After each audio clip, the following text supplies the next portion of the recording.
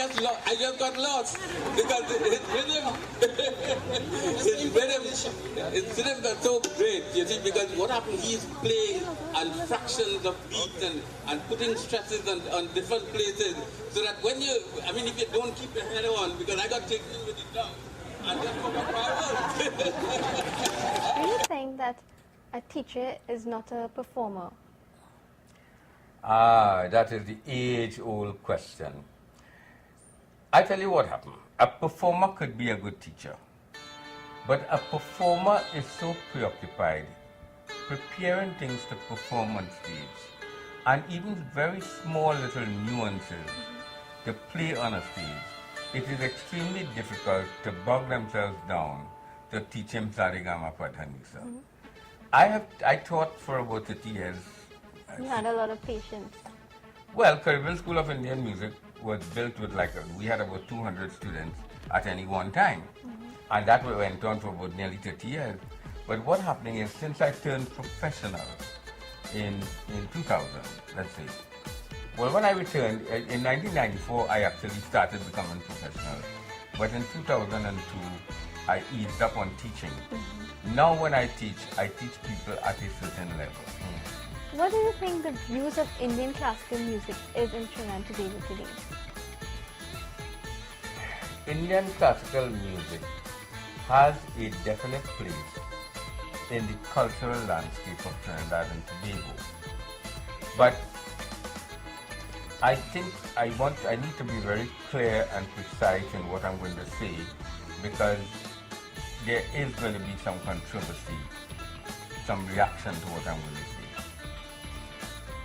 I think Indian classical music, its utility value to Trinidad and Tobago is to teach music. It is a medium for learning music. Trinidadians, it will take another generation for Trinidadians to be able to capture classical Indian music as it is captured by Indians from India. Because anybody will tell you, if there is not a demand for a subject, that subject atrophies and dies a natural death. Yeah.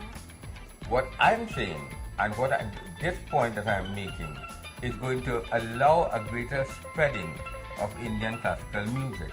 If people learn Indian classical music and use it as a medium to create their own music. Correct. And that's what I have been doing. That is why my music has gotten a worldwide recognition. I told you about in 2000 when I launched my CD in France, in Paris. Within a week, that one of my songs became the top 10 in the European chart. That was the one dedicated to your wife, Roshni. No, that Roshni was a different, that gained some other thing. The one, Dreadlocks, became the top 10 in the European chart. Now, the point I'm making here is not to show off that, oh, I was in the top 10 in the European chart. What I'm trying to say is that a Trinidadian getting the top 10 in a European chart The great achievement. is something that I don't think has happened before. I agree. And why I'm saying, where does that come from? It came from the ragas that I studied in India, but I have appropriated the raga and made it into my own image in the form of a song called Dreadlock.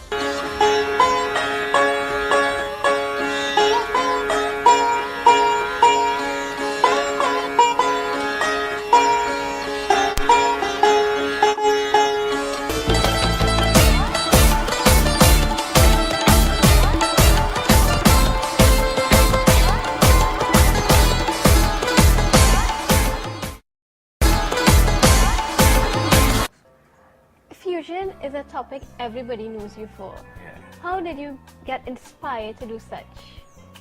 You know, in 1974, I was helping Andrew Tanker do the music for the film BIM.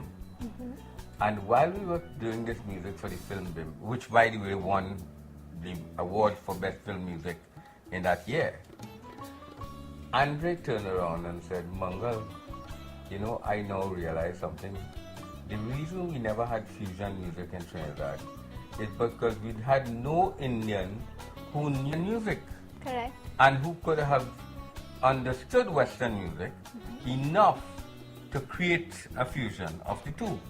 Because you can't have a fusion with one thing and not another thing. Yeah. You have to have a fusion with several different forms of music.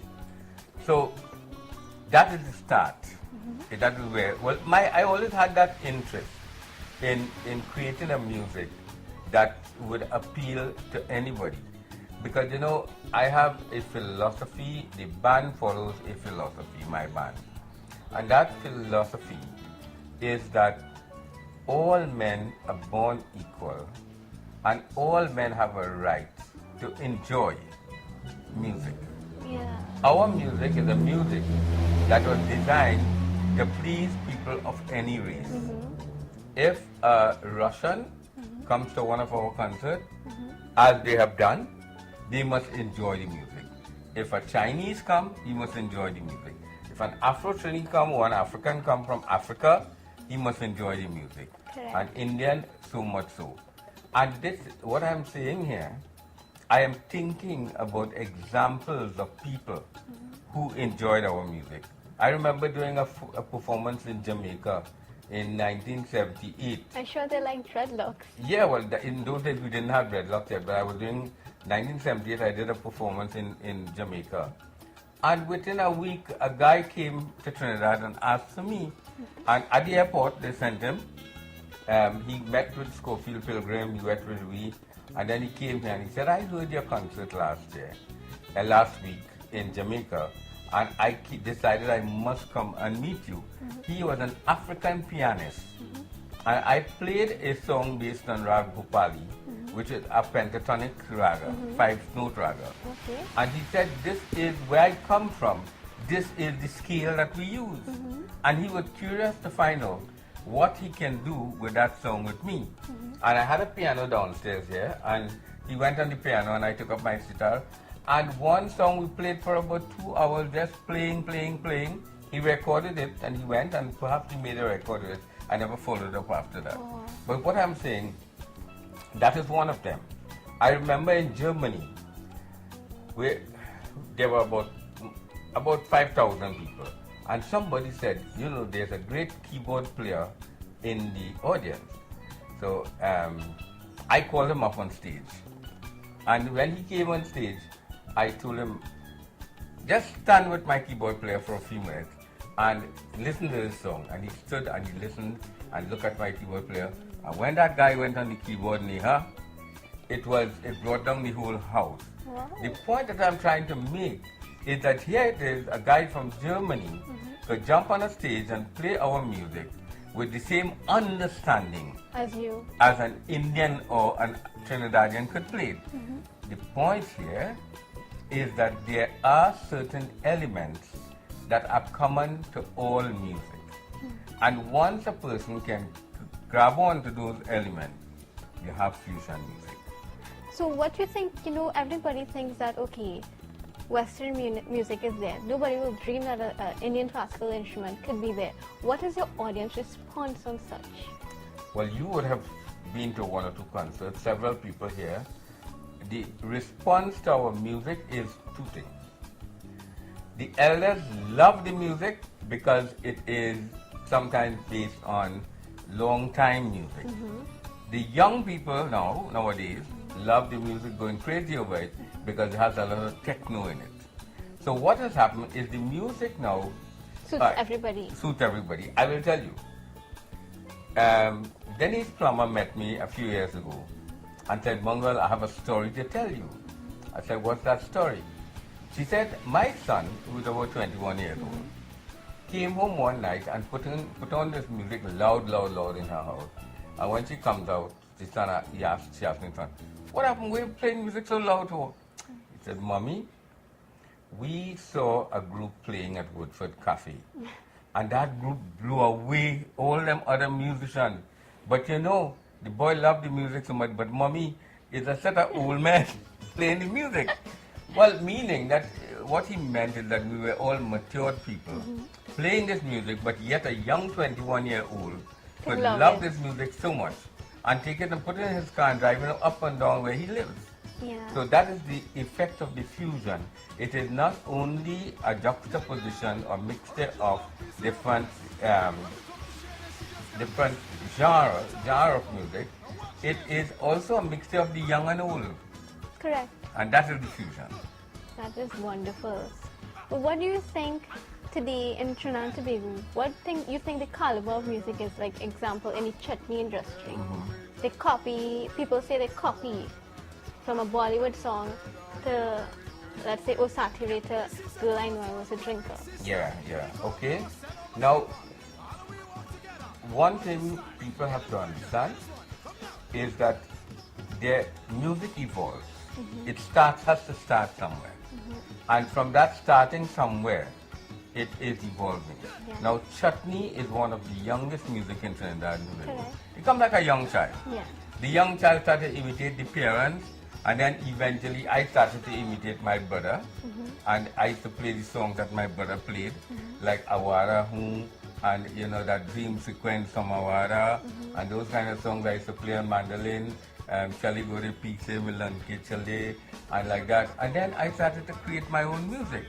Now, chutney is at a childhood stage, and it has the potential to develop into an art form that can dominate as well as reggae has.